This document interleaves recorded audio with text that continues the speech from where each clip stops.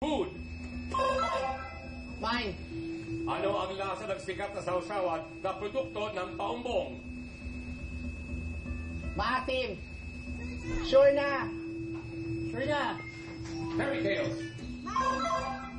Anong bahagi ng katawan ni Rapunzel at sobrang haba? Sure na. Money. Mine. Mine. Ilang piso ang katumbas ng 100,000 centavo coins?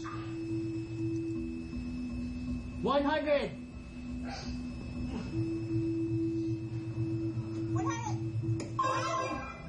100,000. Sure na.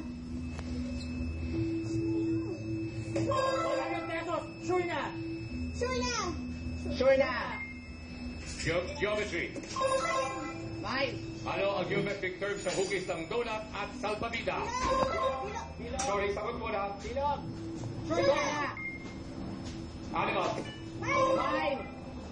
Anong specific animal ang gumagawa ng waggle dance? Hat. Sige. Grasshopper. Spider. Sure na. Sure na. Music. Anong 70s hit song may lyrics na Scaramouche, Scaramouche, will you do the fandango? Help. First category was food, kung saan ano ang lasa ng sikat na sausawan na produkto ng paumbong. Ang sinabi po ni Gian ay maasim. That is correct. Dukang paumbong. Sa fairy tales, anong bahagi ng katawan ni Rapunzel ang sobrang haba? Ang sabi po ni Miss Celes ay buhok. Correct answer is hair or buhok. Third category, money. Ilang piso ang katumbas ng 100,000 centavo coins? Sabi ni Nikki, 100. Inagaw ni Celeste, 100,000. Hindi, sabi ni Gian, 100. 100 is wrong.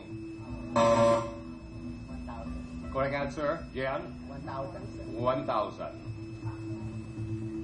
Sa ating geometry, ano ang geometric term sa hugis ng donut at salpabida? Ang sinagot po ni Gian, bilog. I asked for a geometric term. Bilog is wrong. It's either torus or toroid. That is the geometric term. Sa animals, anong specific animal ang gumagawa ng waggle dance? Diyan nagsabing help. Napunta kay Nikki. Waggle dance ang grasshopper. Sabi naman ni Celes, spider.